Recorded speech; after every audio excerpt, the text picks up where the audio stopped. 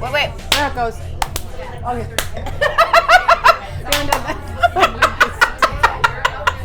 I love you.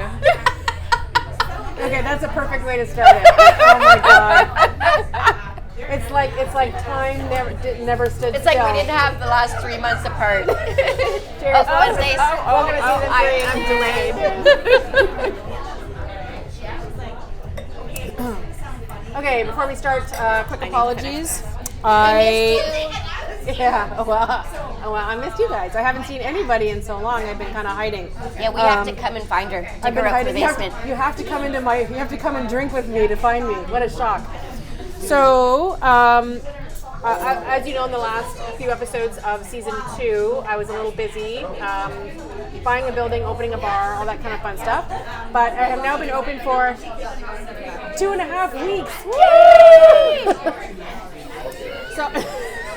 So to be honest, we actually had taped the intro to season 3 opener back in the fall. Like 3 months ago. In the middle of renovations when they were doing like construction up here, and we were down in my office, blah, blah, blah. And it just seemed like so much time had passed that it didn't seem fresh anymore, and the timing was wrong. And I wanted it to be relaxed and not me worrying about who is hammering upstairs and blah, blah, blah. Oh my goodness. I literally just had an orgasm. Oh, mac and cheese? Yes. It's so good. Me too. Oh, escargot? You guys ordered that too? Oh yeah. Yeah. Okay, yeah. I have the new ones in there. So we are taping at Stephanie's Wine Bar. Beautiful. Thank you, honey. Wait, everyone, wave the And I camera. know that You're on the show Hi, now. Alex. Hi. Alex. And so Stephanie is not here to like sell her wine bar, but that's where we're sitting today. So we are enjoying the fabulous food, and we're a little distracted because the taste is absolutely incredible. I've got a truffled lobster mac and cheese, and I haven't even touched my empanadas. Corn and chili empanadas, and we started with the manchego and serrano ham. So we're basically in heaven right now. So if we're a little distracted, for those listening or those watching, I apologize, but the food is Anyways, we're going to be eating and drinking, which is fine. Like we usually do. Yeah. So it's what's actually new? busy for midweek. So what's new? So let's do the usual, what we're drinking.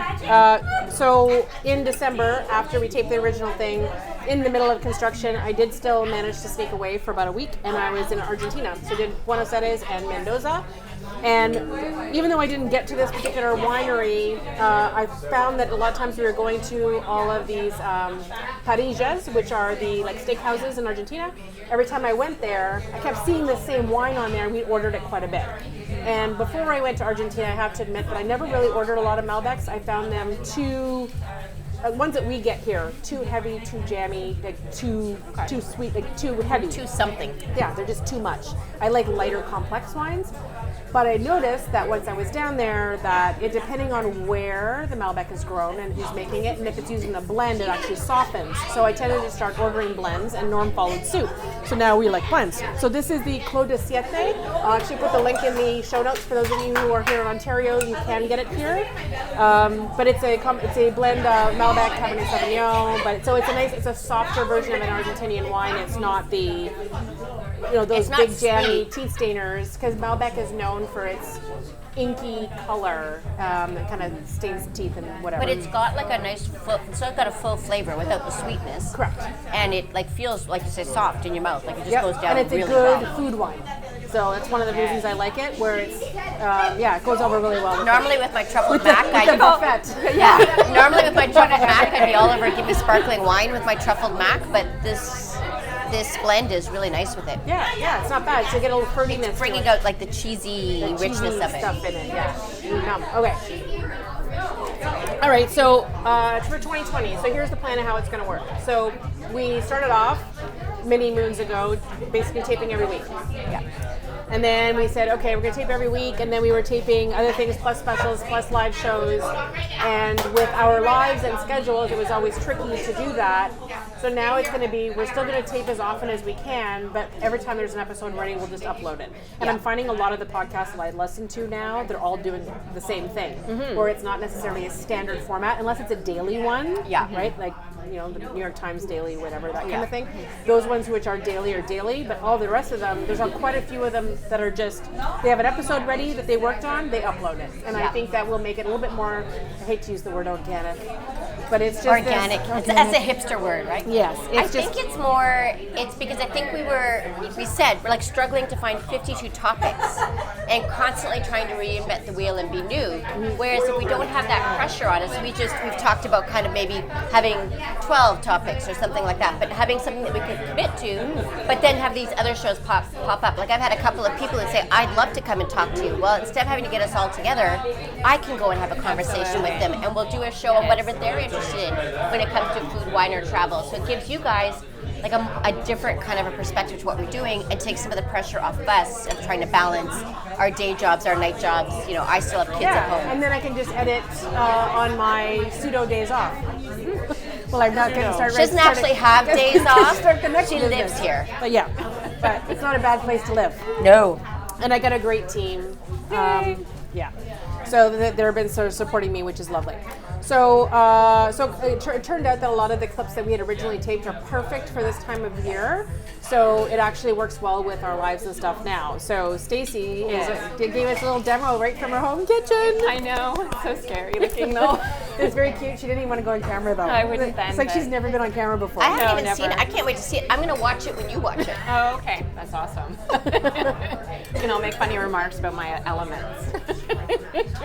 So you did one pan meals. I did one pan meal, and the reason I like it, it's easy, it's quick. You can do it, throw it in the oven. You can use any protein, add vegetables, and just kind of... You can do it for one person, you can do it for two people, you can do it for a family. That's right. And what a great time of year, right? You have like a busyness going on, and I know a little bit later we're going to be talking about dance moms, about hockey moms, soccer moms in the summer, and all of these different things that are out there, and we all have to, coming home from work after work and going, oh my God, what am I cooking? So I'm actually really looking forward to this show. I actually wish I had been there when she taped it. I'm going to smack her for not letting me know.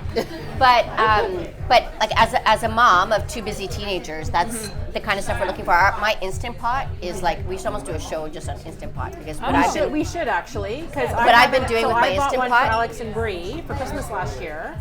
And I know they've tried out different recipes. They don't cook as often as they want because, of course, Alex is here with me all the time now.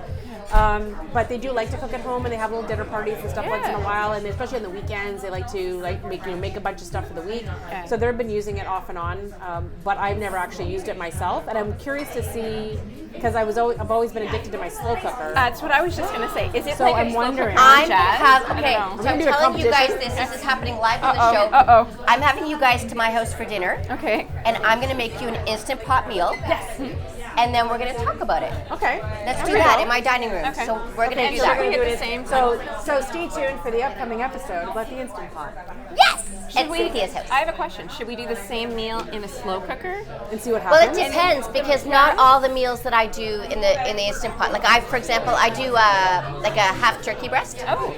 It works out like a roasted turkey. So like there's a lot of things. Not everything that I do in it is slow cooker. But yeah, that's true. Yeah. Well, I'll tell you more on the Instant Pot show. Okay. So because I could go on forever. All right. Enough of that. Stay tuned for that. Stay tuned for the Instant Pot show. In the meantime, here's Stacy with one pan meals.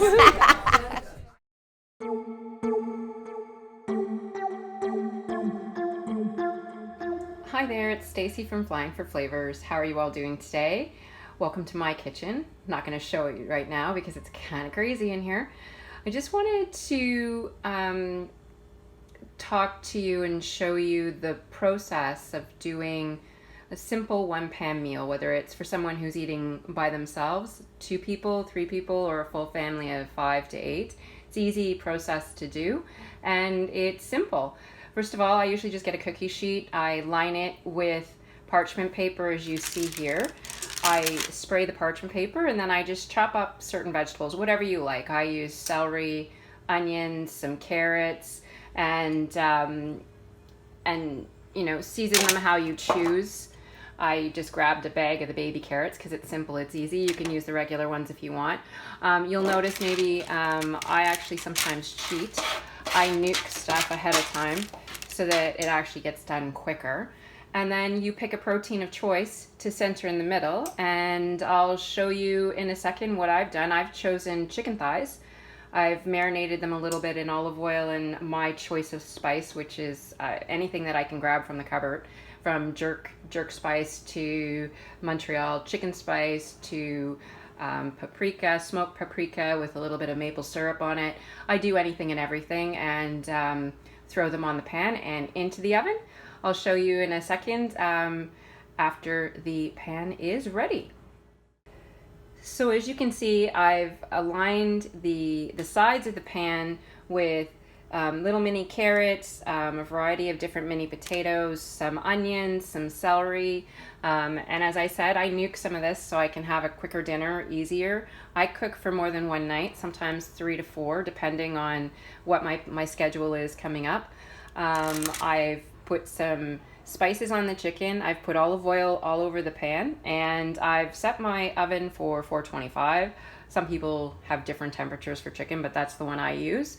And then I let it, sit and enjoy itself in the oven, and hope it comes out looking yummy. And I will show you the end result and talk to you about the end result in a minute. As you can see, it's bubbling away in there quite nicely, and I set the timer for about 30 minutes to start, and we'll see where it's at when we hit that point. And after about 30 minutes in the oven at 425, here's a one-pan meal. Give it a shot. It's real simple. You can put whatever veggies you want on it, any spices, use any protein that you choose, and away you go. Have fun.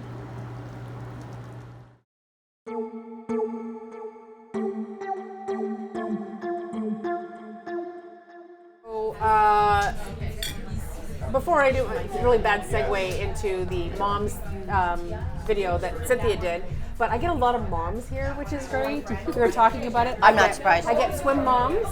I get, I haven't got a lot of soccer moms yet. It's not the season. I get some dance moms. I get hockey moms. Gymnastic moms. So even last night for my class, That's kind of funny. one of the ladies had to leave like at 8:30 to pick up her daughter, right? So she said she wanted to order, she actually ordered a couple things to go. And I don't really have to-go containers yet. It's not really a to-go kind of place, and some of the things are not really to-go friendly, but I knew her, so I gave her lunch or a dish, so she's going to bring it back. Mental note on your list, to-go containers. Yeah, but my menus change so much, so which containers are going to work? You know what? is If the you just problem, go with right? the standard, like square black with the lid, will hold pretty much plastic everything. ones? Yeah. So I have cardboard boxes. We'll talk about it off camera. Takeaway is going to be a whole other episode coming Oh up. yes, Okay. make a note. Yeah. Takeaway. Anyway, so I have so moms really like wine bars, I found out. Yeah. Which is actually working for me. Because at one point, aside from a couple of the guys that showed up here for a drink, there are other industry friends of mine that come in here before they go to work, start their day at the bars. I'm finding it's mostly women in here. And we did a TV interview when we first started, and I remember even my husband, Norm, was telling Alex, like, why was Alex saying on the interview about how it's going to be mostly women?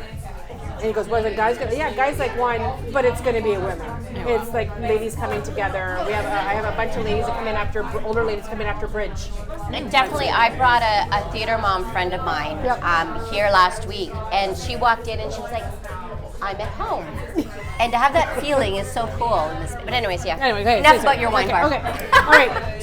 So speaking of moms, that's why I was doing that. Speaking of moms. So I met with, I have this most amazing group of dance moms, and we've all seen the show. That's a lie. I've never seen the show. The Dance Mom show on TV, where all these moms are freaking crazy. Look, I said frick. Are you proud of me? Oh. So we still have our E rating, so go nuts. Okay, they're fucking crazy. And they just, the pressure and stuff they put on their kids is insane. And my lovely group of moms, there are 7 of us, we're called the Slacker Moms. We actually are called the DMSS, the Dance Mama Slacker Squad. And so we're not really that organized, but we're super organized in that we're this tight group of women who come together. We are all over 40. But we found this amazing sisterhood in our children being dancers, and the fact that we travel so much and that it costs so damn much, and the trials and tribulations that come from having your child compete at an elite level. So I wanted to get these amazing ladies together to talk about what it's like to travel when you've got a child in elite sports. And the reason why I wanted to talk about it is that over the years we've learned kind of some tips and tricks to make it easier, because elite sports sports, whether it's dance, whether it's hockey, whether it's soccer, football, whatever it is, and you're traveling a lot with your child, it's really freaking expensive. By the time you pay for lessons, which are actually my cheapest, equipment or costumes in my case, hotels, competition fees or tournament fees, travel and hotels and all of that is quite pricey. So I got this amazing group of ladies together to talk about, how to make it a little bit easier, some ways to save some money, some ways to survive it, and wine is definitely a part of that equation. Survival 101, right? Very, very much a survival, and I love them so much because it was so funny. And you will see that two of my moms are off camera. Yes, please, because of privacy issues and whatever. So they're talking from off camera and sharing their expertise. And you would have seen Nicole. We did a show on traveling to the U.S. after Trump took over. And so Nicole was on our show, and so she's back with my girlfriend Melanie. So you see the three of us on the couch. And Jennifer and Sherry are kind of sharing their pearls of wisdom from just off screen. So that's okay. Yeah. I appreciate the moms sharing. Yeah. You're the moms. So here's my friends. Moms.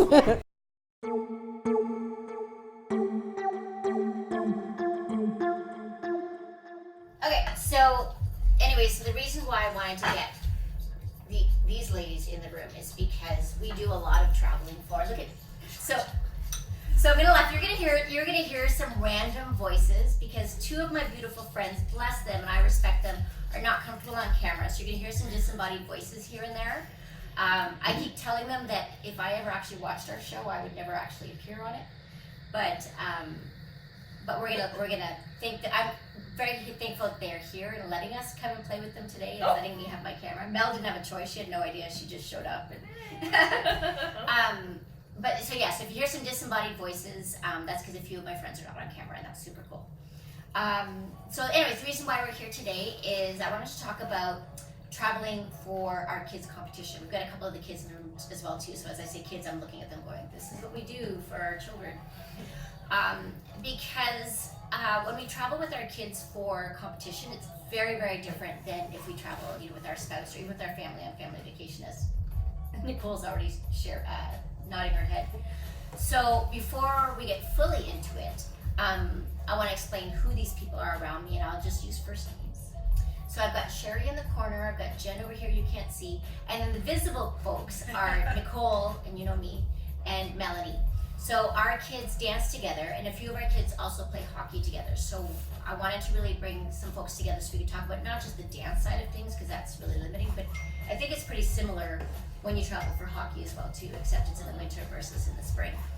So so these ladies, our kids dance together, we travel together, we may drink together often, sometimes. As required.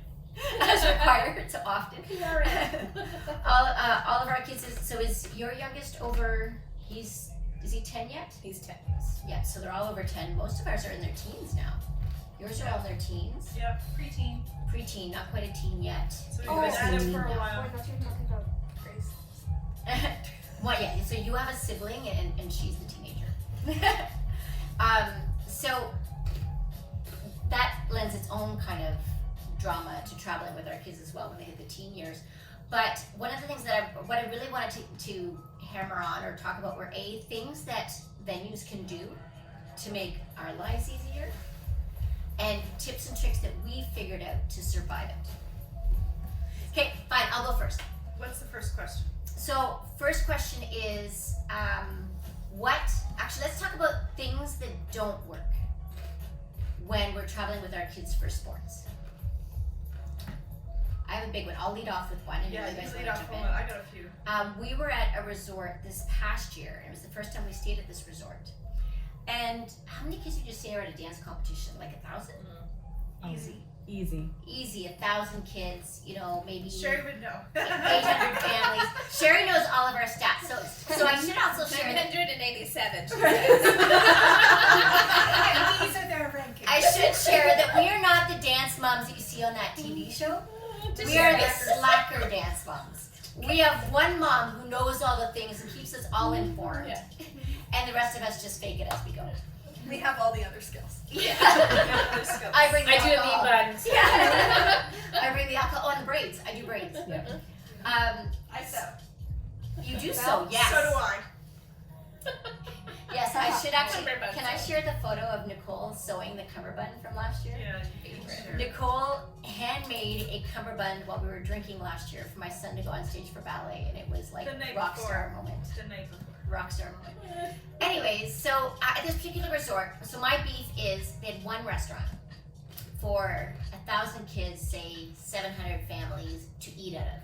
It was a buffet style or a la carte. They did offer some takeout options, and there were no microwaves or any way to prepare food in our rooms.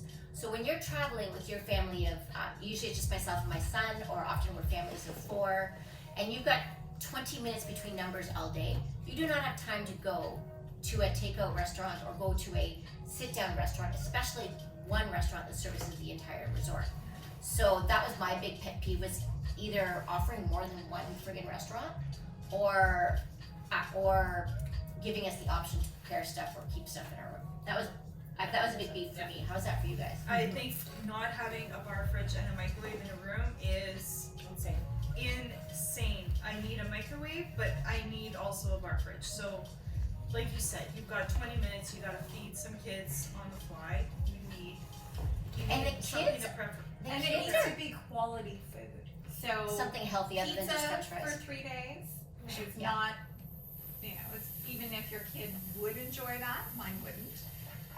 I would. Well, I my wouldn't kids, be allowed to. my kids would enjoy pizza for 3 days, but we want them to have a little bit of variety. If we had,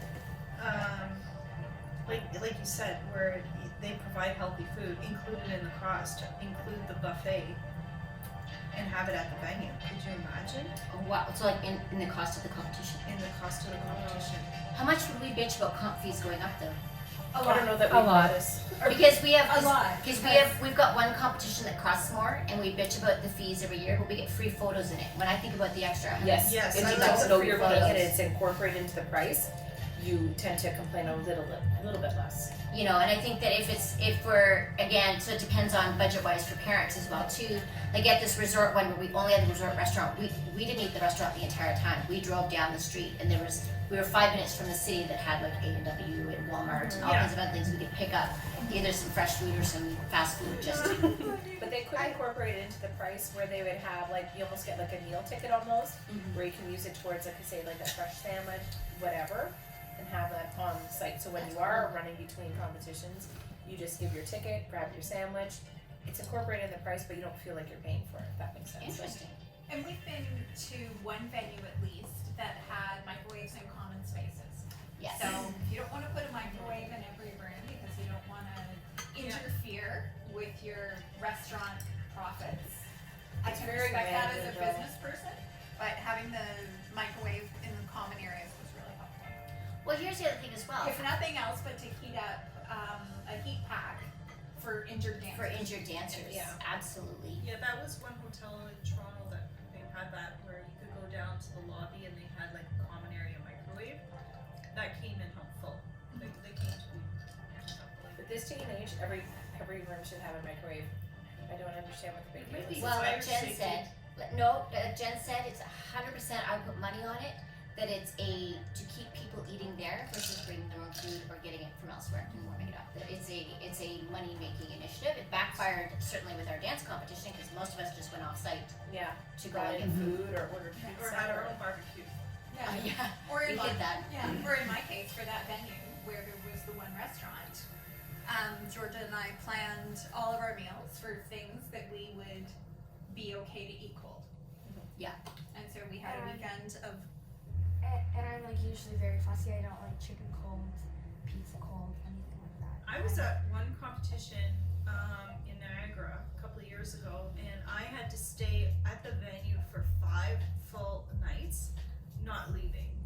So I did not leave the hotel or see the light of day for 5 full nights in this very expensive hotel in Niagara Falls.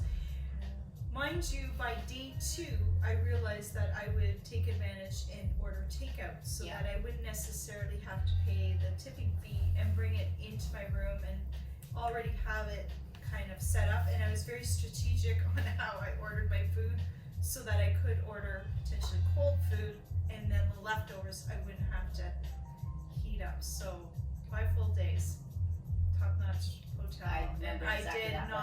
I did not leave the hotel the whole time. And the restaurant in that hotel was marked up 50% more than that same restaurant chain in any other place. Plus, you have to figure in the hotel hospitality tax that they charge now, so it gets to be expensive. So how we got around the fridge thing is we finally invested in Coolertron, so a plug-in cooler. Yeah, me too.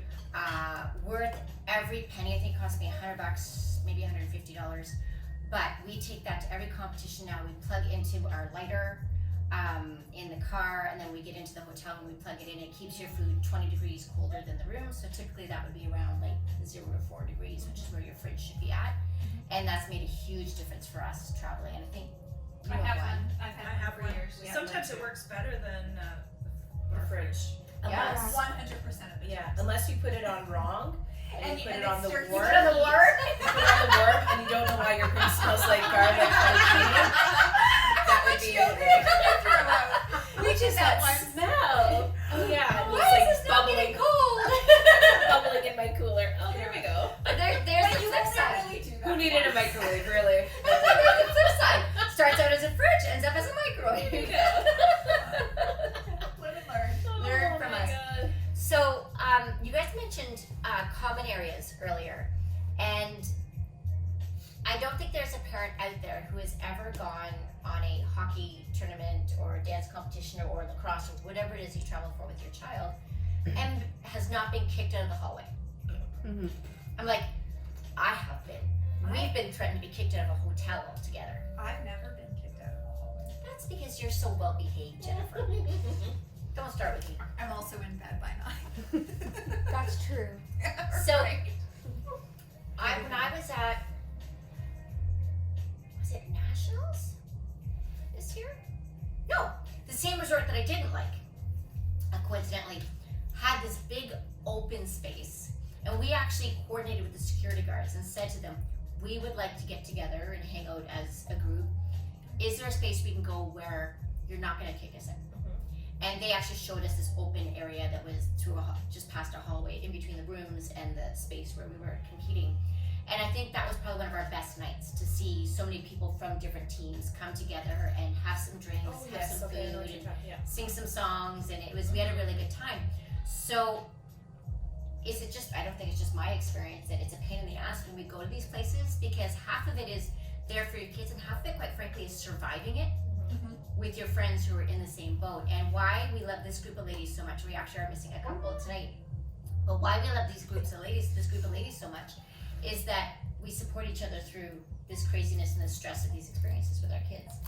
And I tell you, even though like I was a dancer 100 years ago, the stress I feel when my son dances on stage is far more than anything I have ever felt myself as a dancer. So we also need that opportunity to kind of unwind and relax in the evening, whether it's, alcohol fused or not, but you might know me by now and know that I like to add alcohol to everything. And I think the same thing goes for kids having space. Right? That's true too. And not being worried about knocks on the door and having to get quiet. If you get half a dozen or a dozen kids together, if you're staying over on a Sunday night, you don't want to worry. Yeah. I also like the fact that some hotels have kind of tapped into that. And so what used to be just the breakfast area back 10 years ago Exactly. is now more hip and posh and more multi-purpose. So where you can bring in your takeout food and enjoy a group dinner with takeout or whatever in that common area. And it ends up being the exact same space for breakfast the next day, which is continental. So those type of hotels, which we have stayed at, I'm gonna name those: Homewood Suites, Hampton Inn, Hollywood Holiday Inn Express. Holiday Inn Express. Those ones that cater to business that have that space have been fantastic, because we all bring our own takeout or we all order something as a group. We go and we hang in that space. They're not giving us shit for being too loud because we're in the lobby area, which we're allowed to be loud in. They've really done it well. Unfortunately, we're not at those ones for everything, but that's definitely an option. Yeah. We've actually, when we were at this particular, I'm really picking on this one competition last year, but we were in this particular conference area, we had actually asked them, can we just rent a room? We know you've got a bazillion meeting rooms and conference rooms. Can we just all throw together some money and rent a room for the night. And even that, they're like, well, we'd rather not, blah, blah, blah, blah, blah. And that's how we end up in the common area. But so for hotels that, I know that we are like a nightmare and a gift all at the same time, because I've certainly done weddings with hockey teams in the space, and it's a total freaking nightmare. Dancers are quiet. Is this true? This is not true. No, it's not true. No. Really? Girls are way louder than boys. Really? I'm talking about the parents. No. We've always had really reasonable hockey. I've never been threatened to be kicked out of a hotel on a hockey trip. Really? Yeah. Okay. No. Yeah, surprisingly. We're But gonna edit that part out. no, it's all good. But the boys are. I think the difference is that girls squeal, boys chase. Do you know what I mean? Like, well, Yes. you guys, everyone knows my son. He's the only son on the team, the only boy on the team. So with all of this talk of how the parents are always looking for a place to wind down, whether it's a hockey parent, a dance parent, or whatever other sport or competitive thing the kids are into,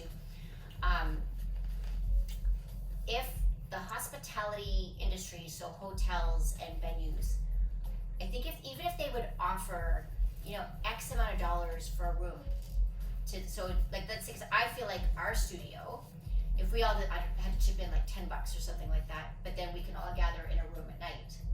Mm-hmm. Would that not be better than getting Yeah. kicked out of the hallway? There was one hockey tournament that we went to, I think it was a couple of years ago, and they set up a whole conference room for mini sticks. Yes, that's right. Yes, let's talk about mini sticks.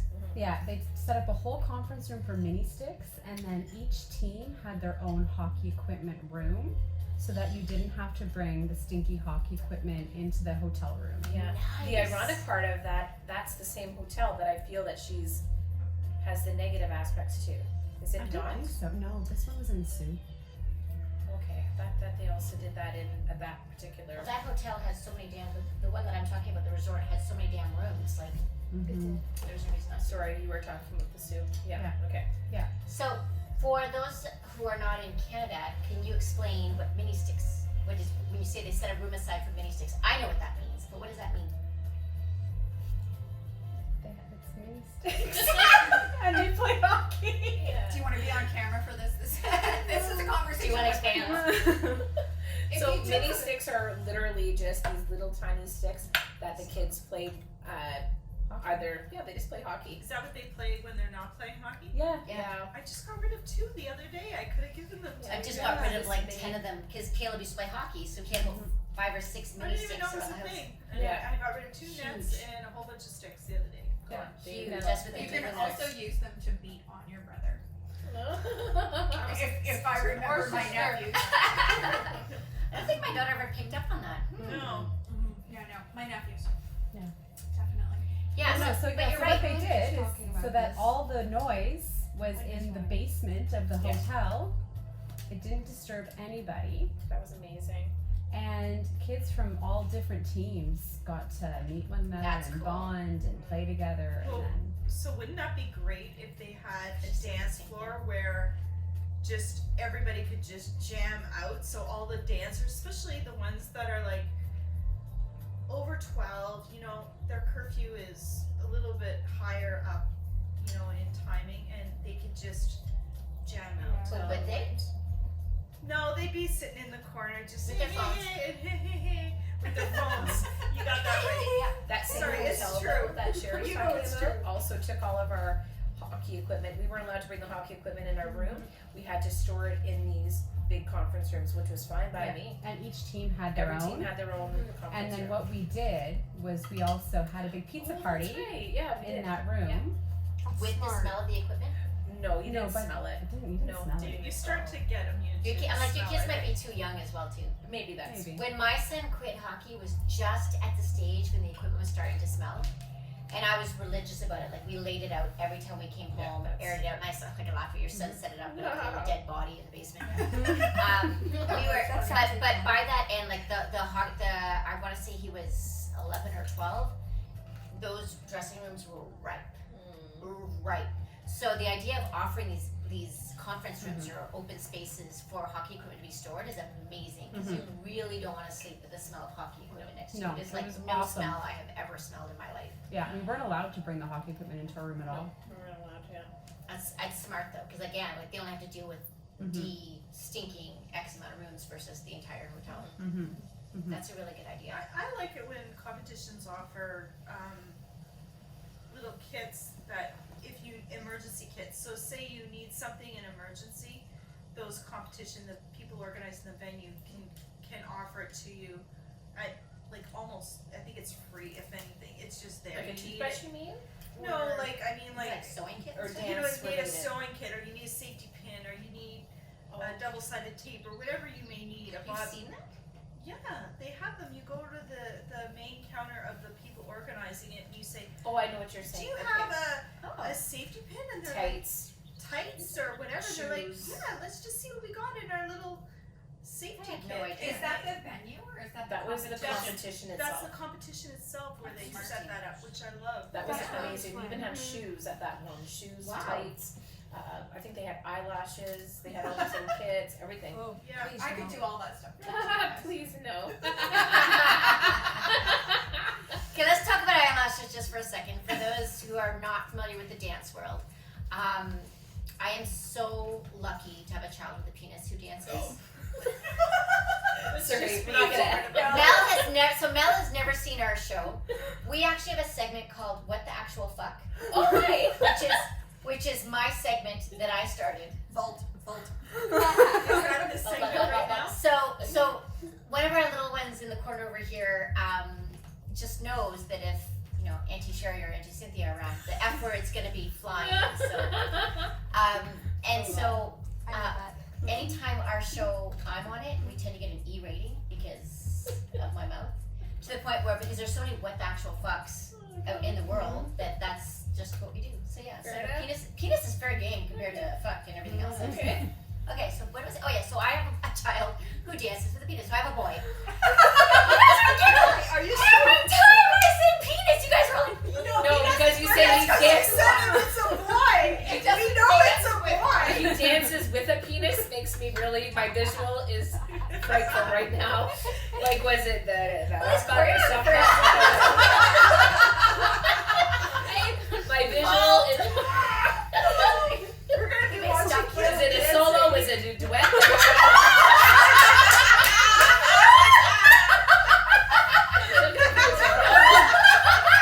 I guess it depends on how big would determine whether it's a duet or not.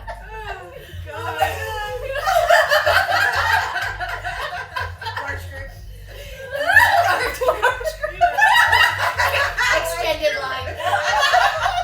Production? Thanks, Mel. Okay.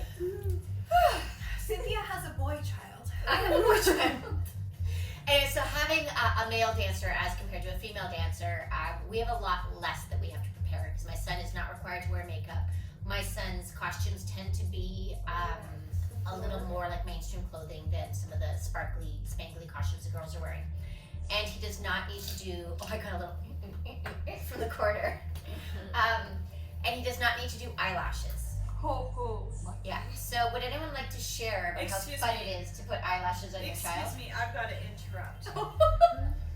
I have got to interrupt. So yes, Cynthia just said all of those things, but there's a big but that goes with that, and I think she's neglecting to mention, and since we are talking about venues, we will mention Yes. the lack of space dedicated to the opposite sex male dancers. It is always like they are second-class citizens. They never get the rightful space that they deserve. They're always put in a back corner, and they deserve their own space. So you're referring to like a change room. To a change room. Boys dance too.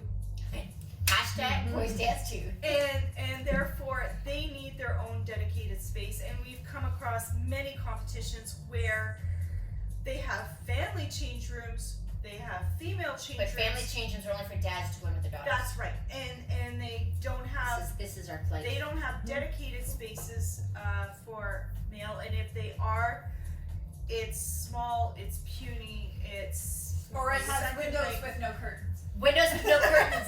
Zach, I'm calling you out on my show. Zach's competition that was owned by 2 male dancers, male dance teachers. They had no boys change room, and my son ended up changing in a coat check with windows and no door. So Mel, you have this issue as well, and you solved it and gave me the idea of what I needed to do to solve it as well. So what did you get for your son? So we bought him a pop-up tent. So wherever he needs to change, whether it's in a hallway or whatever, we just pop that tent up and We've basically given up. There on the spot. But I'm very vocal at every competition. I make sure I'm not wearing my studio jacket at the time, although they usually can figure out who my kid is. But I'm very vocal with the fact that, so the girls have 4 change rooms here. My son has to go down a hall, around a corner, up 2 flights of stairs, through a door, and another hall to get to his change room. And I said it wasn't acceptable. So at that particular, this one that I'm thinking of, this is not the same resort, this is another resort. We popped up the pop-up tent right in the middle of the main lobby. Yeah. And I said, forget it. If you're not going to give my kid a proper change room, we're changing right here. Yeah. So I think that as a mom of a male dancer, and thank you, Nicole, for bringing it up, we just have to advocate hard. Mel's a little bit quieter than I am, so I go in there with the big, believe it or not, even though she made the penis joke earlier. I'm the one who goes in and goes, okay, this is not okay. You need to set us up better for our And it's boys. the same thing you do every time, right? Every time you arrive at the venue, you're First thing we have to do is look for it. You're disappointed by it, and so it's almost to the point that when you've gone and done this competition, and it's not necessarily the venue, it's the people. It's the competition. It's the competition, but they haven't really tapped into it yet. So it's almost like you have to be, unfortunately, proactive about it prior to the competition, making a phone call, leaving an email, saying, by the way, what are your intentions for That's the a good male idea. dancers at this competition? Because last year, this is what I had to deal with, and you keep going to the same competitions, and hopefully, with the hashtag male dancers count 2 or whatever it's called, you could say, by the way, Boys dance too. boys dance too. Male members. Hashtag boys dance too, and maybe they will get on the bandwagon and start offering better things. I'm sorry, Nicole. What did you say? I'm sorry. Male members matter. Don't tell my husband that.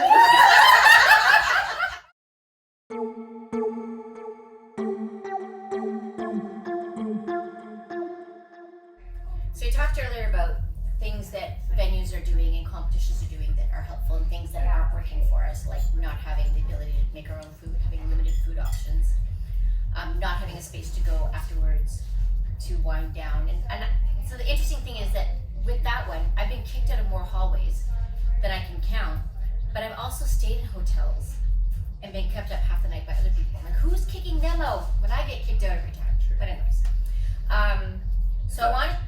Just before we go to the next topic, a couple of things I love. Yes, please. Venues that host dance competitions and give you dark brown towels Yes. for your dancer to wash their face. Makeup wipes.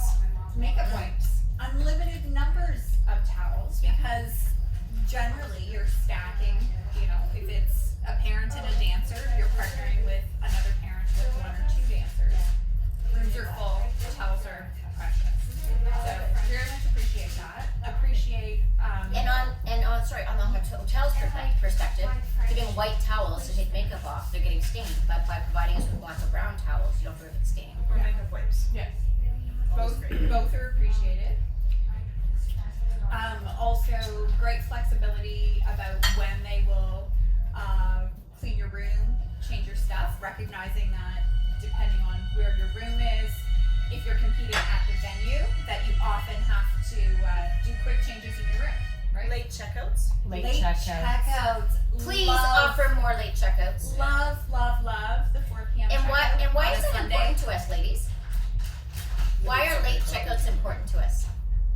On the Well, last day. because sometimes your daughter is dancing at 8:30 and someone else is dancing at 10:30 and then someone else is dancing, and you can't pack up your room in time to get out of there for 11 o'clock. So a late checkout, even 1 o'clock, seems to be doable because they take a lunch break. The competition tends to take a lunch break so that when that lunch break is happening, you can find a time to check out. But yes, checkout is very stressful. I'll pay extra for it. Yeah. I'll pay extra for a 4 o'clock checkout. I'm that person who books like the night before the competition starts and the night the competition ends. Not because I'm rich, but just to survive this process, especially because my son and I often travel alone, and I'm the only driver, although this year he can drive. But he'll be as exhausted or more exhausted than I will be. But I often book that last night just for that reason, so that because we're exhausted by 5, 6, 7 o'clock when the competition is over, and we haven't had a chance to check out, or we now need to find a place to sleep. But that is because I have a flexible work schedule and I can work from like a hotel for a day before I head home afterwards, but not everyone has that flexibility that I have. No, that's true.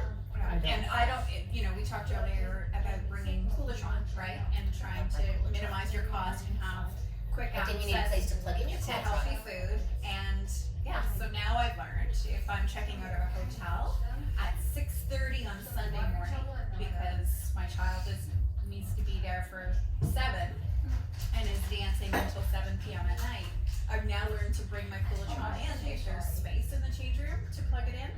Otherwise, it's baking in the sun and I throw out a full cooler. Or bring it to Cynthia's room, because I usually book to stay the night out. So, no, I appreciate a late checkout, a recognition that these are little humans and big humans with a lot of energy, and they will make some noise. Venues that have reasonably priced and decent coffee immediately available, muffins that are tasty, little things of fruit or veggies. Continental breakfast. We've seen not just continental, because continental is all gluten. But the one that I was thinking of that had set up, Nationals wasn't too bad that you and I went to. But they had a counter where we could get veggies and dip. We could get sandwiches. Every day they had a different special. They had a soup. Again, our venue in North Bay that we've been to a number of times, although they're very cranky, God forbid I bring water in a bottle.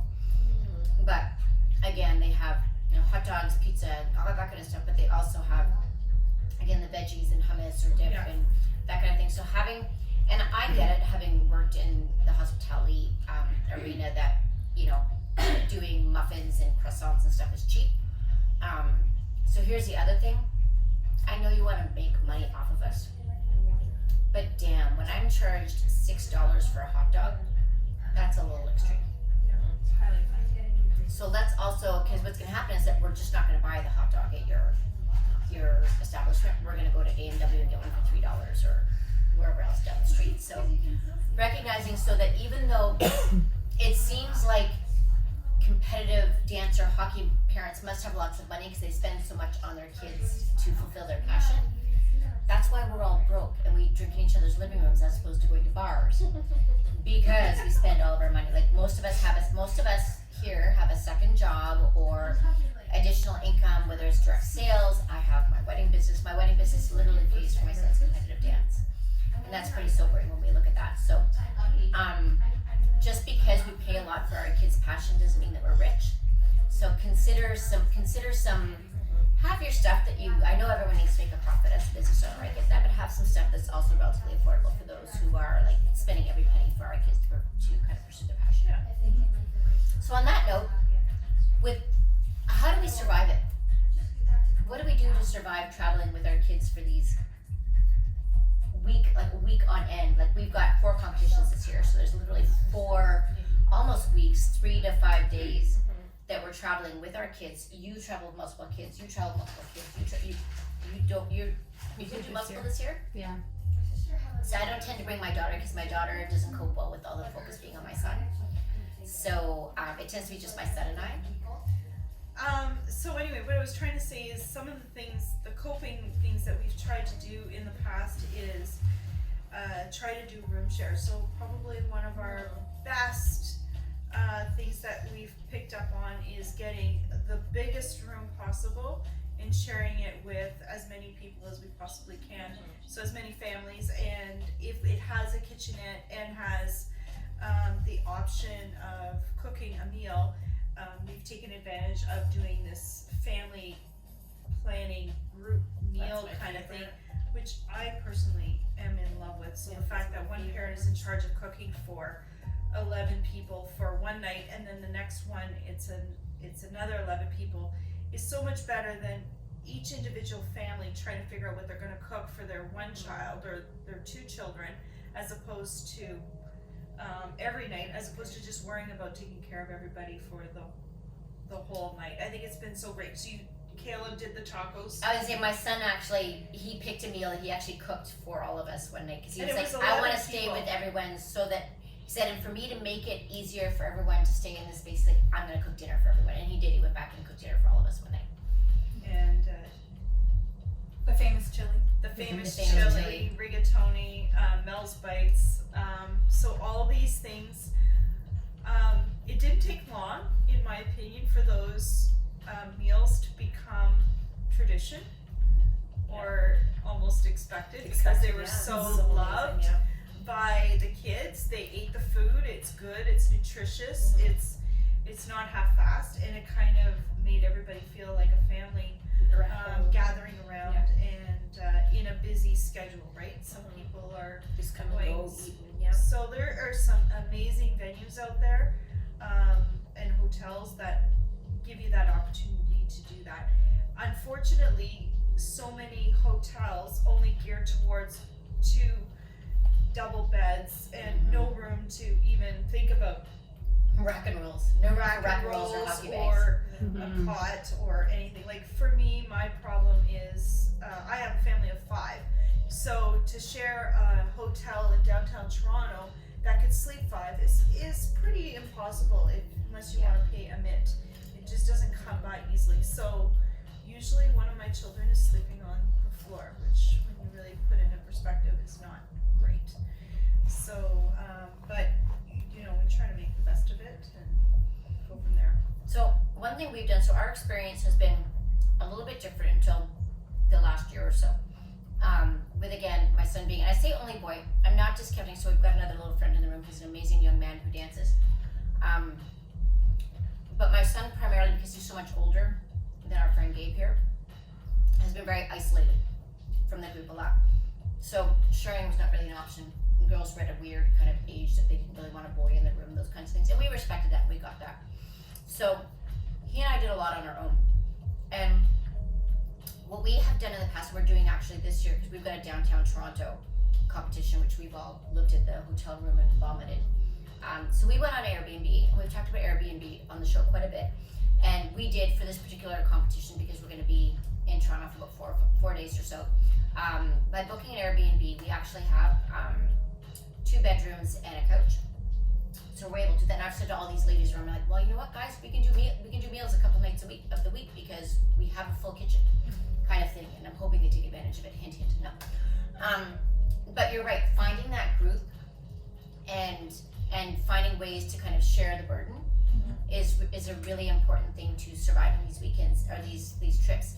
And it's even so much as, you know, if you've got a female hockey player and a few male hockey players, let's say you've got a boy and a girl on the same team, knowing that another hockey parent is going to take care of your boy in the boys' change room, so you could be in the girls' change room with your daughter. Or in our case, it's been like hair and makeup changes. When you've got 2 girls and you can't get it all done, having another parent jump in and braid or bun or Sister whatever it is. kind of thing. Very much supporting each other and coordinating ahead of time makes a big difference. And I think that transcends all sport, right? So having a community of parents and a community of athletes who, you know, my children through dance have learned to be flexible about if it can't be mom. And sometimes it's better if it's not mom, right? When anxiety is high. And Huge tip. If mom is fighting with you all the time, swap off. yeah, we've all stepped in for each other. Swap off.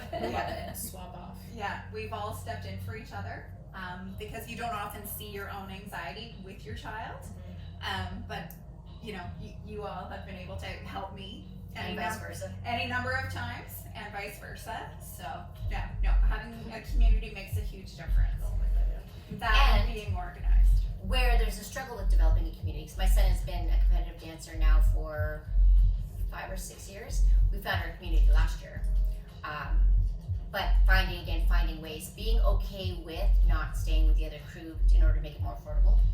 My son and I have done that a number of times. Or every once in a while he'll be like, I'm like, Caleb, there's this really cool boutique hotel we can stay in, or we can stay at the hotel with everyone else. And he's like, oh, that boutique hotel looks great. And it was like $50 less a night. So selling it in that way. But also I use hotels.com or the app from hotels.com a lot for booking my rooms, because sometimes my frequent buyer, frequent customer discount is actually cheaper than what the competitions offer. Wow. So make sure you're shopping it when you're looking at those kinds of things. You and I discovered the other hotel in North Bay from where we typically stay, and it's about $50 cheaper a night and closer to the venues. So don't be afraid to do your homework on your own the same way you would with any other trip. It's definitely easier to just go, oh, this is the competition recommended hotel, so we're all going to stay there with the team, which is super awesome. But if you're on a budget and you're trying to make things work, don't be afraid to hit like an Expedia or hotels.com or talk to your travel agent and see what other kind Or of Airbnb like you did. or Airbnb, which is what we're doing in Toronto. Even if funds are unlimited, when you're at these competitions, you have so little downtime No time. that the amenities are wasted. They are so wasted. The kids can't use the pool. I never most of care the about time. the pool. Yeah, I prefer not to have one, frankly, because it's just another Tease. hair and makeup nightmare. Yeah, no, it's true. It's like when Chlorine, do you think I can chlorine use the pool? is the death of The my never. They're not able to use the pool. It's the restriction they have. I got caught, I swear, 3 years in a row in North Bay, not bringing a bathing suit because the hotel that we stay at doesn't have a pool. But then he'd end up, like, at some point, team was going swimming in the pool in their hotel. I go, oh man, I'm running to Walmart and buying him. So every year he got his new bathing suit at Walmart in North Bay because I didn't forget to bring a bathing suit. And then last year, he's older now because he was 16 last competition season. And he didn't care about the pool at that point. And that was the 1 year I brought the freaking bathing suit. Yeah. So things that work. Grouping with other parents. To either share space, share food preparation, or share like kid preparation duties. The Coolatron, I think is a big thing. Yes. Coolatron, again, the plug-in cooler is something that allows us to kind of keep our food cold and other beverages cold as well too. Yeah. Any meal prep, if we do have access to a microwave, I'll always cook a pasta and sauce and have that ready to reheat. Jen is the queen of preparation. I Of need to all know- of us. I need to know She where my is the next queen. meal is coming from. She will lay And it it all needs out to be and good. everything. She's good. I should probably share that Jen is actually letting us do this in her home. Yes, she of hosts course. us every time we all get Every together. time. So I have gone the other route. So as much as I used to plan, I mean, I went to one competition, we had a full kitchenette, everything, and I was like, okay, so kids, we're gonna have this for dinner tonight, and the kids looked at me like I was crazy, and they were not eating that. They were going down to the pita pit down below, and this was in Collingwood. I had wasted so much money meal prepping that now when I go to Collingwood, I just stay at the hotel and I purchase everything a la carte. I think I've shared that with you as well too, Sherry, where the first couple of years Caleb competed, I was doing the same thing. I had it all prepped, I had it all like portioned and all the things, and I had the cooler into the fridge and whatever, and the little fucker wouldn't eat any of it. Yep, I wasted So I much have money. actually started budgeting X amount. I guess like $1,000 a weekend and like $2,000 for a week, which is gross. But honestly, it's what it costs to feed this teenager, and I was at the point where he wasn't eating, and my son is very thin and needs to build up some bulk. So I finally gave up and I just budgeted. So I made sure I knew when I was going away that I was going to spend ridiculous amounts of money on takeout food that I had no business spending money on. But my son would eat and have enough And there energy wouldn't to be dance. Yeah. And no wasting and no fighting, right? And there's no one way to do it. No, right? there's It's not. got to work for your kid. Just me and Nicole are not allowed to go grocery shopping together anymore. Oh my god! Favorite.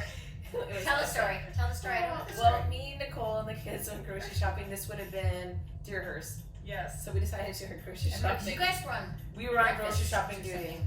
Yeah, and it was just It's ridiculous. Caleb has dinner. I don't even know, chili. everything in the store ended up in the cart. Like, I mean, we had like, I swear, like 4 boxes of cereal. We're only there for like, I don't know, 4 days. I think.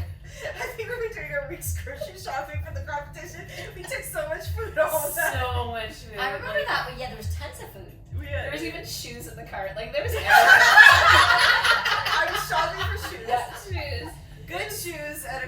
Yes, it is imperative. Yeah, And 'cause I never have good shoes. Well, I was But taking anyway. selfies with my new purse. Oh my God, your purse that you spilled sangria all in. Yes. But So, because Sherry brought the chili, so it was us sharing a room. Sherry brought the chili. You guys were on breakfast. I think we were all brought on breakfast. tacos. I brought breakfast. I made bacon eggers for everybody. Amazing. Yeah. And And it all went downhill. Oh, and I brought the sangria. Yes. You were in charge of alcohol. And the rest. It's history. sangria. So anyway. No, Jen, it's the espresso martinis, which we've shared the recipe for here. Espresso martinis are like a requirement for surviving competitions. Now I'm going to give away my secret to having the studio director loving you, which is on the busy day, usually Saturday morning. I bring her an espresso martini in a nice Starbucks cup, and I now feel that we've got this bond now. We don't know if she drinks it though. Yes. I think she does. Yeah. Oh God, I'm trying to give her an out. Notice we have not named the studio. We have not talked about it yet. That's on She purpose. dips her Mel bites in it. Yeah. She did Got write it. down. Mel bites. Okay, so can we share Mel bites? Can we talk about Mel bites for a second? Sure. They're like Don't tell a little- secret. Ugh. It's made out of, So No, it's okay. It's safe. They're little mouthfuls of heaven. Mel Let's bites start started it out out as with Mel's yummy cake. yummy Yeah, cake, Mel's a yummy bundt cake, cake. What is this? It's yummy cake. Yeah. It's Yummy yummy cake. Yeah. So it started as a bundt cake, Yeah. and then after 8 million bundt cakes. Yeah, it was not feasible to be cooking that many, cakes the night before. It usually was showcase. I couldn't keep up to everybody that wanted. So I said to the kids, "What if I try it in a large muffin?" I'm like, "I think that's a little bit too big." And then I found these little mini ones, and I'm like, "That's brilliant." It took me about 5 attempts to get it to perfection, and now I have it down to a science. And have you made the bundt cake since? Yes, I mean it's when Yeah, we came here last the time. last time. Yeah, Yeah. last But So really, if it's a truly- smaller group, yes, I'll make the bundt cake. But what makes the Mel bites so much better than the bundt cake, in my opinion, is the brown sugar coating and cinnamon on top. Yeah. The ratio is over. It's like 1-to-1. It's like 1-to-1. Talking to cake. Brown sugar and cinnamon to cake. It's 1-to-1 in a Mel bite, which just melts in your mouth. And So I'm going to share the recipe for Mel bites because it is fairly I've actually found it on the internet. Under a different But name. we don't call it Mel bites on the internet. But we're going to call it Mel bites here. And why we call it Mel bites because they're little mini cupcakes, muffins, sort of super easy. It's like a 5-minute prep. Throw it in the oven, and they are like little bites of heaven in your mouth. I have not met anyone who does not love them and drool over them. I mean, you could have them for breakfast, We do. lunch, dinner, after dinner appetizer, late night snack, 4:00 in the morning snack. Any other time? They pair very well with bubbles. I will put that out there that Mel bites and bubbles are delicious. Ice cream. They pair well with coffee and Baileys in the morning. I can And vouch for that. And you can add anything to it. You can add fruit. You can add caramel. Caramel's or butterscotch. A little bit of squeeze of that. Well, actually, I don't eat them. Haven't had one in 3 years. Actually, to be quite honest, I've never even tried a Mel bite. I'm the taste tester. Yeah, I've only tried. Warning, they yeah. are not keto friendly. I haven't actually had one. I haven't had a Mel. Is this a lifestyle thing that you choose not to eat? I don't eat dessert. She doesn't eat bread, really. Yeah, so I have not actually tried a Mel bite. You guys thought I was hardcore. Yeah, I have I'm not tried like- a Mel bite. So ever. it's named after Mel, and Mel has never No. ever had one. So I'm sure that they're amazing. That's what love looks like. Yes. A Mel bite. Yeah, I've never actually tried You a know, Mel she- bite. So one day I will return and I'll have a Mel bite on the show live. Yes! You heard that, right? Mel So Mel's bites. gonna come back, and we're gonna make Mel bites for Mel, and then Mel's gonna have to try a Mel bite. That's I amazing. think that should happen. I want to be there for that one. I don't know I when wanna it'll be there. happen, but I We'll get it. We'll do a show on like easy baking tips or whatever, or like easy bake oven. Kids cooking. quick baking or quick fixes or whatever. We can do something like that. Quick baking or quick cooking for Is it moms. easy to make? The Mel bites. Oh my gosh. Oh god, yeah. If Jen and I do it regularly, it's gonna So be. the kids have got to make a recipe for their grade 9 nutrition You know class. what? It'll be You know Mel why? Mel I bite. went to a funeral a little bit ago, well, maybe a couple weeks ago, and in her her little card with how it has all the what do you call it? Your Your prayer card. prayer card. she had her famous recipe for her finished pancakes inside. It says, I was so at you that know what? same I wasn't at that funeral, but I worked So the bar I for told it. Fernando, I said, oh my God. I Your said, Mel "Mom, bites? I have to have my My Mel bite mom's recipe. was red pepper jelly, remember? See? Yes. Exactly. We have it right here. It's brilliant. Like, I think it's a great idea. So, and then I'm gonna get people to pass them out while you exit the church. Okay, let's be realistic. We're gonna have a celebration of life with like a whole party with Mel bites bites. and It'll probably be a lot like sangria this. and stuff. And then you guys will be trying to stuff it in my mouth and it's like, just eat it. No Mel bites for Mel. We told you it wouldn't be the carbs that got you. See? I'm just gonna put it out there. So how many Mel bites does one batch produce? One batch makes about 78. Yeah. So let's just put it out there. If I were to make a batch of 78 Mel bites, you might have 60 at the end of the evening, because I'm gonna You're consume gonna eat the 18. the 18. There's no question. It just like they just get absorbed naturally without You even. didn't even notice you're eating them. I didn't even notice they were eating them. They just there's They no just go. restriction on a Mel bite. So thankfully for all of us, Mel does not eat her Mel bites. So we eat them instead. Yeah, there you go. I just like to make people smile. That's what I You why I make them. people smile. That's so true. Is there anything else we want to share about traveling with our families and surviving competition weekend? Oh, yes, Gabriel. Everything. Everything. Everything Gabe, but the dancing. Gabriel, how does it feel for you when another mom picks up the slack? Has that happened? I know that you've got an amazing mom. We just sent one of Like our a parents mom to go helps pick you up. change backstage when you have a quick change. Yeah. I'm more embarrassed than annoyed. Oh, boy. Catherine, I don't like getting changed with other people. Catherine has We been understand that. full stripped down. We stripped her naked last year to get her back. 2 years in a row, we've had Catherine, who's this year particularly is a full-on woman at this young age, and she's had to be surrounded by women that she trusts to get her changed in a very short period of time, like 1 minute. We can change kids with 0 numbers. Yeah. We did that. Yeah, for we Catherine. did it for And Catherine we did last it for Georgia as well. 0 numbers. Yeah. Well, 0 this is where numbers. we're lucky that if Gabe has a backstage change, We had 1 he number. can have for Mom her. and Caleb. Yeah. So at least he doesn't have all mums. This past Yeah, it was a hair competition change that we too. had last year, there was a few, like multiple families that helped me out with him because him and Olivia dance at different times. So one full day, one mom took Gabe to her mother's house.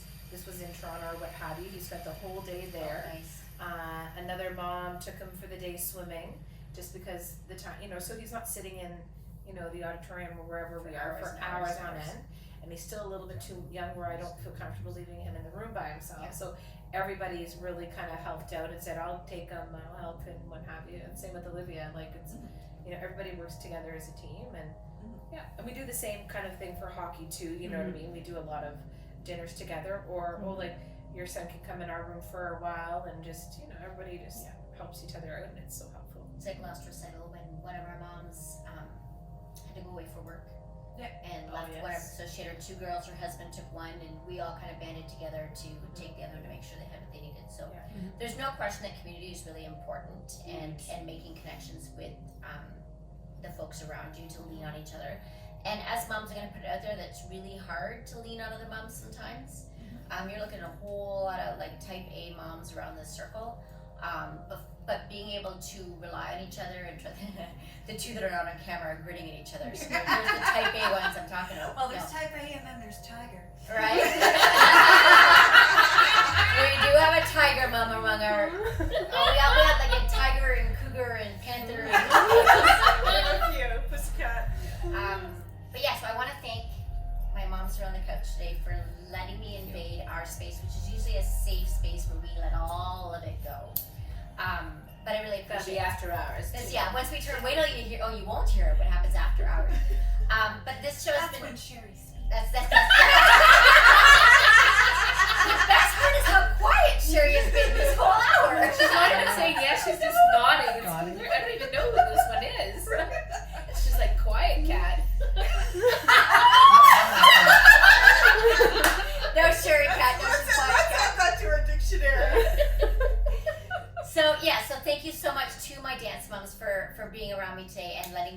take this conversation, mostly because we've learned some things through going through this ringer. So if one of the tips that we've shared will help either a hotel or a venue make things easier for families that are attending, or families have figured out some tips to travel better with their families and to kind of alleviate some stress with traveling, all the better. So thank you, ladies. Thank you. Thank you.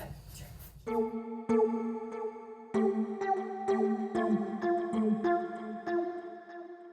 Okay, so last thing is, if I'm going to be owning a wine bar, I'm surrounded by wine, and I was trying to think of which topic I think is going to be relevant now.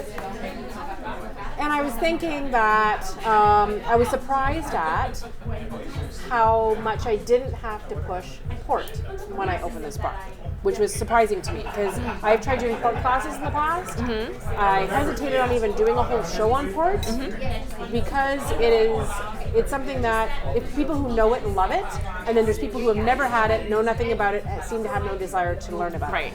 So it's like these extremes. But there was like one night, it was a Monday, it was really strange. There was a group of students that were here, like they're master's students doing like geology and mining, and they come in probably once a week, and they were sitting in the corner, and they all had different ports and stuff. Is that the Monday that I was here? Probably. Because I was here and I had a severe man cold. I'm very glad to share that I did survive the man cold plague of 2020. It was really brutal. You don't give it to me. No, it's done now. It was like a week ago. Okay. So I did come in on the Monday, and by that point I was 4 days in, so I figured I probably wasn't contagious anymore. And I was scratchy, and I had no voice, and I was faking it for my girlfriend Stacy. I'm like, I'm really healthy. I actually felt like crap. But actually, when I was talking to Stephanie, I was originally going to go for my usual like big bold red, and she said try a port, and it was a white port, eh? Yeah, because you said, I had a white port and you liked it. And it was really good. Because it's not very sweet. Yeah. But it's still, at least with the additional alcohol and stuff in it, actually coats the throat. So that's there's my tip for cold and flu season. You take that Benylin cough syrup to ease your cough. Port works too, but it's more fun. You know what? I'm going to share my hot toddy recipe as well. Please. It's not super fancy. It's probably like any other hot toddy recipe out there, but when you get the alcohol, which we usually use bourbon or whiskey, or rum if that's all we have in the house. We'll use anything when we're sick. Lemon juice, honey, and I use like a black tea or a hot water depending on your flavor, on your tastes. But the combination of heat with the antibacterial of the honey and also the germ killing and so the honey coats and the alcohol kind of kills the germs going down as well. Yeah, so it's an medicinal thing, which is good for you. So a quick little intro on port. So this is going to be just a very quick introduction to port for those of you who have never played around with it before, never tasted it, or were scared to choose the wrong bottle based on the style of wine that you usually like. So port is a fortified wine. Yes, it originated in Portugal. There are other countries and manufacturers and winemakers who make port-style wines, but essentially Portugal is the king of all ports. So there are a few different varieties, but here's some of the basics, and then you can kind of try them out and go from there. The first one, of course, is a white port, which a lot of people don't usually realize is available. Pardon this bottle. This has been well loved here at the bar since we opened. White port is a little less sweet than the other styles of port. It is actually meant to be consumed as an aperitif, so prior to dinner, late afternoon. We serve it here just by the chilled 2-ounce pour, but you can also use it in replace of other things for cocktails. We actually make a white port cocktail here, so similar to a gin and tonic, we do a white port and tonic. So it's quite refreshing, especially that late in the day, your work day is done kind of thing. So that's a white port. And then there are a couple of other styles of port I'll talk about, and it all has to do with that final stage. So just like after the wine is being made, the additional alcohol is added to it to increase the sugar and alcohol content, and then it's either aged in a bottle just like wine, which is your ruby port. So it's called ruby because of the color, and it is going to be very much wine flavored and driven. So it is going to have any of the tannins. It's still going to be sweet like a standard port, but it's much easier to drink, a little bit on the fruitier side. And then from that point, if you didn't age it in the bottle, you can also age it in a cask or a barrel similar to what you would do for a whiskey.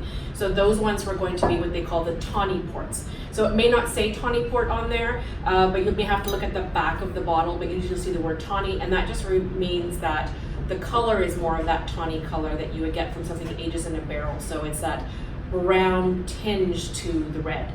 So usually I always tell people that if you are not a whiskey drinker and don't like things that are strong and aged in a barrel and have that kind of a smoky, oaky, vanilla undertone, then I would say the tawnies may not be your first choice. You may want to work into it, start with a ruby port, or in between this would be a LBV or late bottle vintage, which just means they pick the grapes at the end of the season to produce that wine, and it's going to be somewhat in between this. So it's still aged a little bit longer, but still in the bottle. Anyways, that's just an intro to port.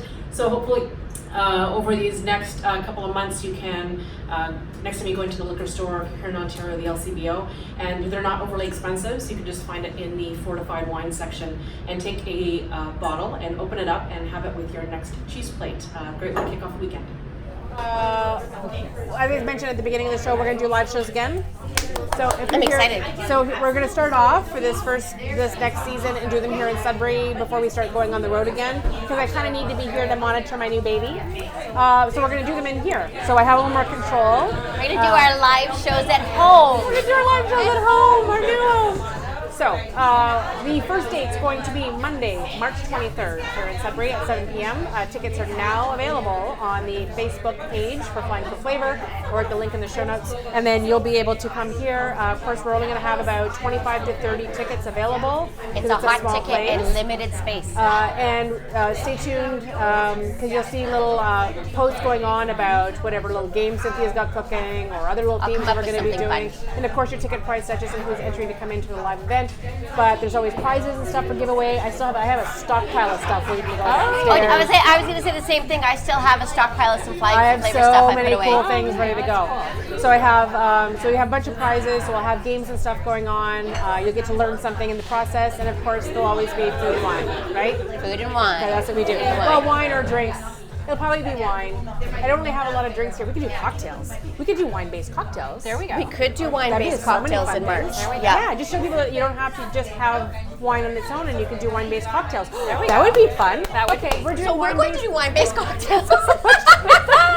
Because Cynthia loves cocktails and didn't have a chance to play with our cocktail menu here, so we'll play with it that night. Correct. So that'll be perfect, because we're doing just the classics right now, and so this way it'll be a chance to test out new recipes. Yeah. So that we can get ready for the spring season. There we go. There we go. There See? we go. Excellent. I like it. Anyways, thank you again for your patience. You will We be missed hearing you. from us more often. We missed all of you. Yes. I appreciate the fact that we've had some new followers on the Facebook page, and I still run into people every once in a while in the last few months that were saying, I listened to your episode on Spain, and there was actually a husband and wife I knew that were actually going to Spain, and they listened to my Madrid crew take for doing their planning. So yay, it's working. So I will be doing a crew take on Mendoza and Buenos Aires probably this weekend. So that's coming up soon. And I missed doing my one in New York when I went in the fall, but I'm going back again in the spring and for a few days, because I need a few days of Zen time. So I'm basically going to... I feel like New York is not the place I'd go for Zen. Oh, no, it's me. It's just in comfies, and I walk to a coffee shop someplace, like wherever, or I go sit in Central Park, right? And then just go to find another wine bar and chat up bartenders and find out what's hot. So for me, that's like my just no schedule, do whatever kind of Do you guys know my deal about New York that I have with Puppy? So I don't know. Has Caleb been? Caleb was on the show earlier, I think, like way back. But so my son is in high school. He's 17. If he gets straight A's, and really he's only got 4 classes. You get straight A's. I take him to New York to see a Broadway show. So that is what's holding me back. Because my son is a dancer, actor, a singer. So I'm like, get straight A's, and Mama will take you to New York. I might need to drive there and stay in like a yurt. But I will promised find him. you something better better than we I do. promised him that I will take him to New York. So fingers crossed that the kid gets straight A's so I can go and share as well. That's amazing. Can I come too? No. Yes. Yes, you I can. just want to see the Broadway show. I've never been. Anyway, so those are crew takes that are coming up, and then when the girls go anywhere, we'll do that too, so that this way there's some local spots or whatever. So this way you always have some things and notes to start planning your next trip, because I don't care if it's snowy and crappy outside, you should still be going to see new places and try new things. I agree. Absolutely. Right? One So happy Cheers. 2020, happy season 3. Cheers. Thanks so much for watching this video. We love putting it together. It's so much fun. All of our favorite things, good food, good drinks, a lot of travel talk, and we put it all together in one fun show. So make sure you follow us here, click on the videos below, follow, subscribe, and find us on your favorite podcast player. We'll see you on our next trip.